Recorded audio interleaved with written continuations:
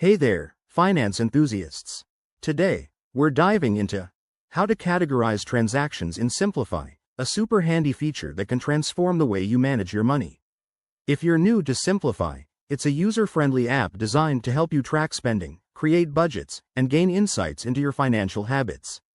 Categorizing transactions isn't just about organization, it's about understanding where your money goes so you can make smarter decisions. First things first, make sure you're logged into your Simplifi account. Once you're in, head over to the Transactions tab, which is usually front and center on the dashboard. This is where all your recent bank activity shows up. Now, scroll through and find a transaction you want to categorize, maybe that coffee shop charge or your latest grocery run.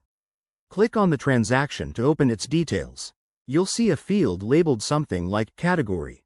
Simplifi comes with default categories like groceries, dining, or utilities, but you can customize them to fit your needs. Simply select from the drop-down menu, or if it's not quite right, hit the option to create a new category. For example, if you want to break down dining into fast food or fine dining, you can add subcategories for more precision. After you've chosen or created your category, double-check the details and hit Save. Boom! Your transaction is now neatly sorted. One pro tip: Simplifi lets you set up rules for automatic categorization. Go to the Settings menu, find the Rules section, and create filters based on merchant names or amounts. This saves you time in the long run.